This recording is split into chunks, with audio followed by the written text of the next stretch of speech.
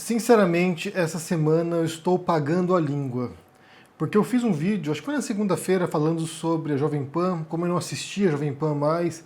E nesse mesmo vídeo eu falei também sobre como o Nando Moura havia se tornado totalmente irrelevante no debate público.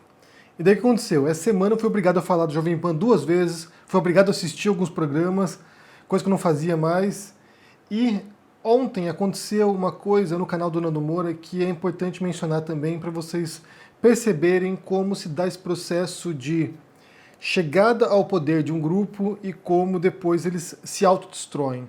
Porque essa dinâmica ela se reflete não apenas no bolsonarismo, não apenas nesse governo agora, mas também em diferentes processos, em diferentes grupos, tanto à direita quanto à esquerda, é uma dinâmica do poder essencialmente. Só que antes de entrarmos nessa questão do Nando Moura e o que aconteceu com ele, eu quero me retificar em dois pontos que eu também falei essa semana. Um deles foi sobre o patriarcado, que eu mencionei em algum vídeo sobre machismo essa semana, sobre o patriarcado, e eu falei que o patriarcado sempre existiu na humanidade. E algumas pessoas me retificaram que disseram que não era verdade. Eu fui tentar ver de onde eu tirei isso, né, de onde eu tinha lido isso, e não encontrei nenhuma referência. Inclusive, eu fui dar uma olhada no Sapiens, do livro do Harari, e ele fala sobre isso. Tem um capítulo sobre isso no livro dele, né, falando sobre essa transição do Paleolítico, dos povos pré-históricos, na Idade da Pedra, como a gente chamaria popularmente, do Paleolítico para o Mesolítico e depois para o Neolítico. Como os povos caçadores-coletores, eles tinham uma sociedade muito mais igualitária.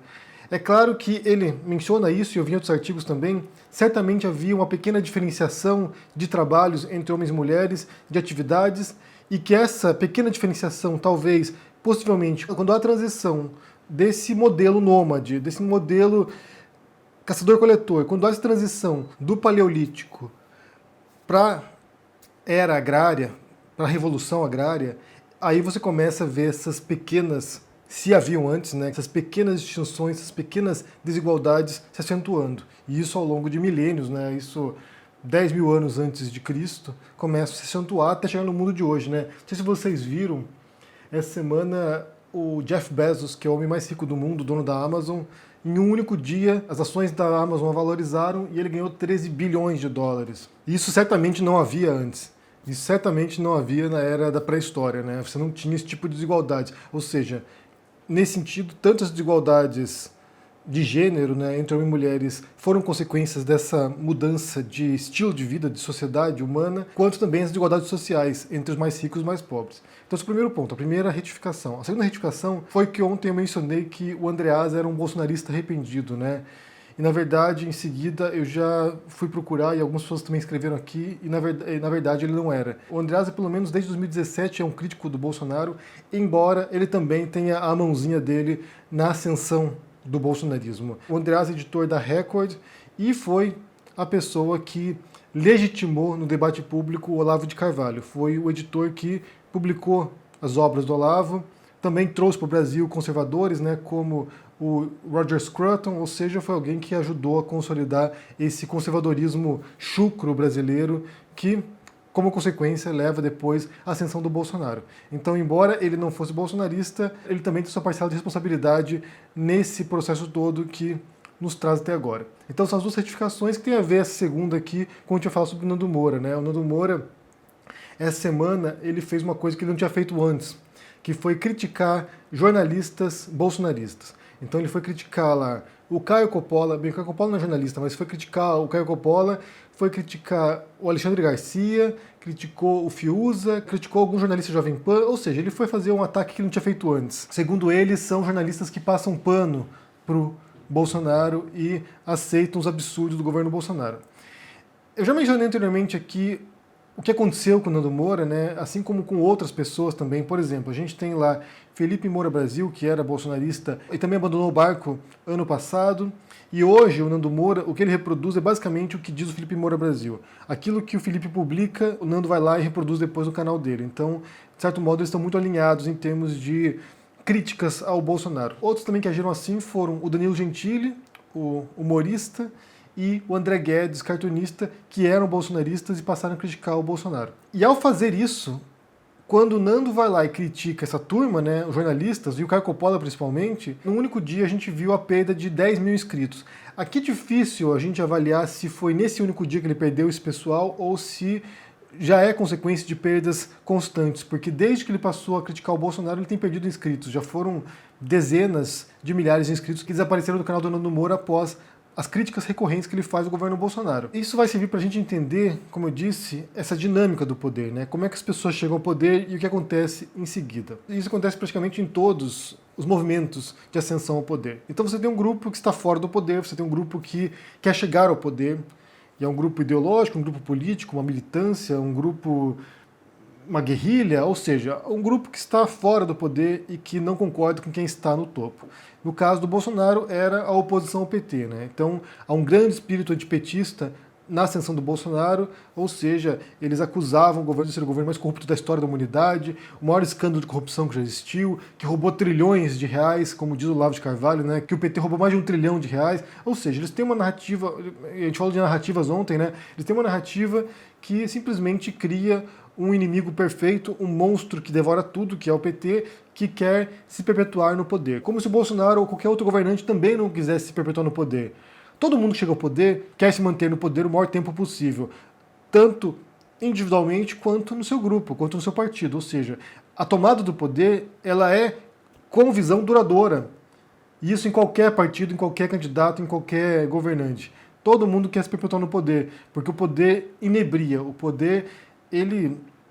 e aqui vou citar o Bakunin, né? O poder corrompe até os melhores. É um local que quando você chega lá, você não quer sair mais. Tem uma frase no Dictator's Handbook, citando o Ítalo Calvino, que é quando a pessoa chega no poder, o trabalho do rei, o trabalho do governante, o trabalho de quem está no topo é não sair do trono. Se você sair do trono, você cai. Então, basicamente é isso. É uma luta para chegar no topo e depois de chegar no topo, você tem que ficar lutando para se manter no topo. E o que acontece é que, para você chegar no poder, para você chegar ao topo, você se cerca de um grupo de pessoas que vai permitir essa ascensão. Então, um grupo de militantes, um grupo de apoiadores que vão criar o espírito necessário e as condições necessárias para que você chegue ao topo.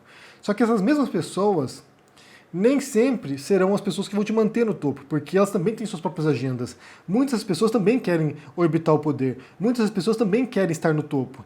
E quando alguém chega no trono, ele só pode levar consigo alguns poucos apoiadores, alguns poucos lacaios que vão ser fiéis ao projeto de poder dessa pessoa. Nem todos vão chegar lá.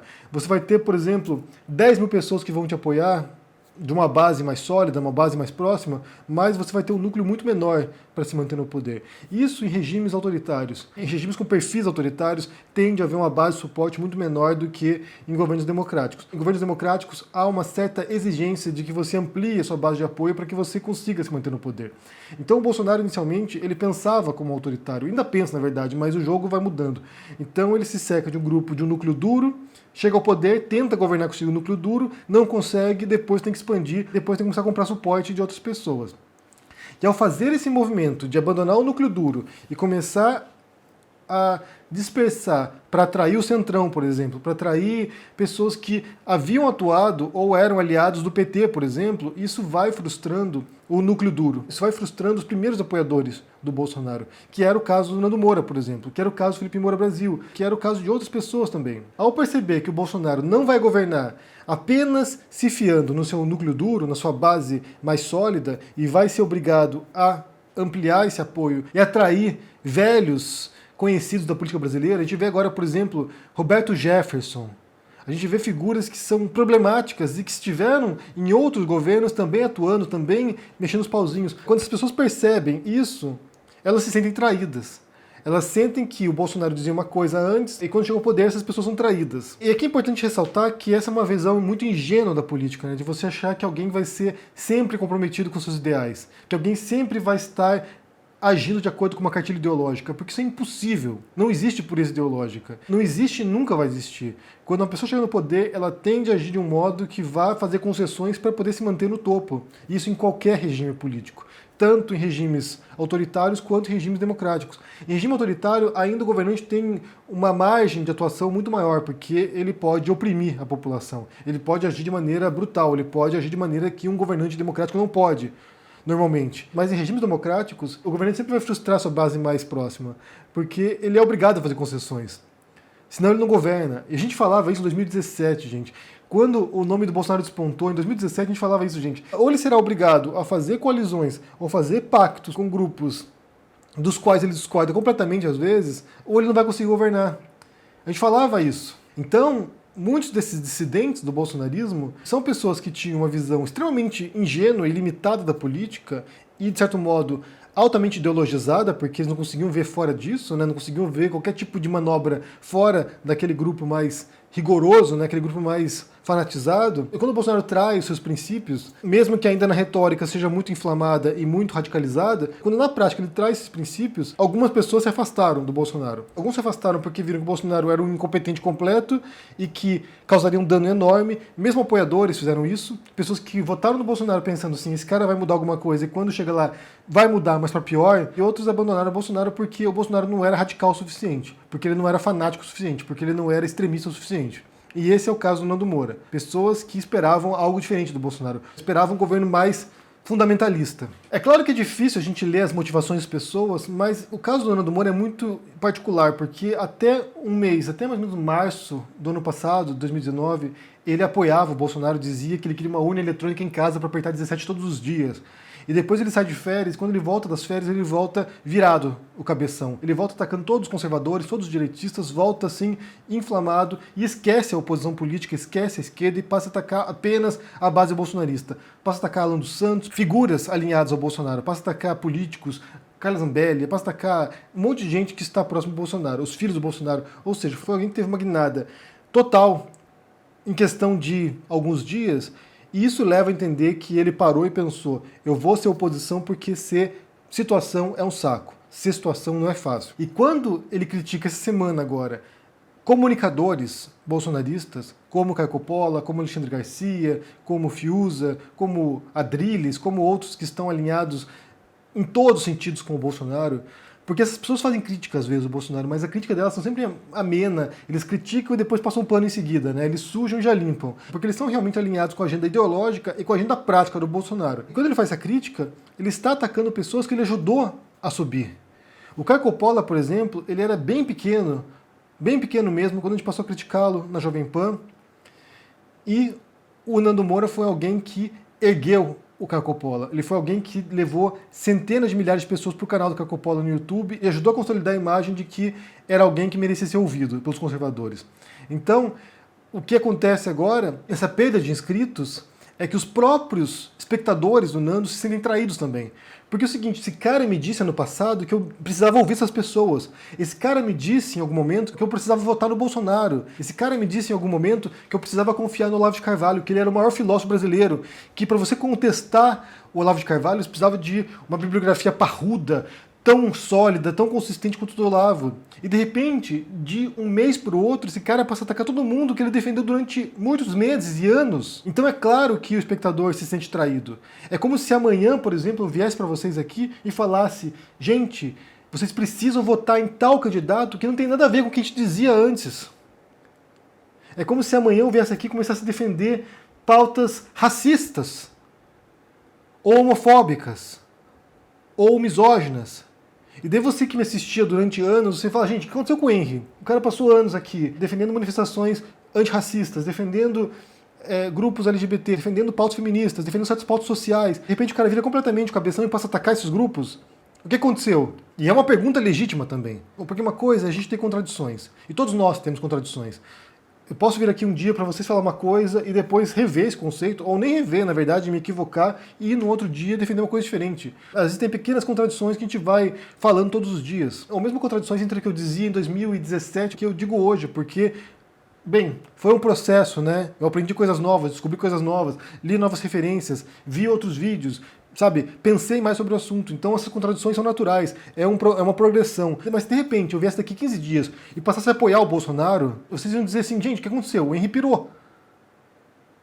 O que aconteceu nesses 15 dias? Por que o cara passa de opositor ao Bolsonaro a um apoiador do Bolsonaro? O cara publicou um livro sobre o Bolsonaro, criticando o Bolsonaro, e de repente vem aqui defender o cara. O que aconteceu? Então é uma pergunta legítima e para a qual a gente não tem resposta ainda, né? O que aconteceu nessas férias do Nando Moura que ele passa de apoiador que quer uma urna eletrônica em casa para ficar apertando 17 todos os dias, para alguém que passou a atacar constantemente, diariamente, as mesmas pessoas que ele apoiava um mês antes. E aqui é preciso insistir, que há uma quebra de credibilidade. E tem a ver com essa dinâmica de poder também, né? Como eu disse. São pessoas que apoiaram alguém para chegar no poder, e quando chega no poder, essa pessoa aí se sente frustrada por uma série de razões e passa a ser repelida pelo poder, porque quem está no poder não quer traidores, e ao mesmo tempo ela constata, ela descobre que o mecanismo é diferente.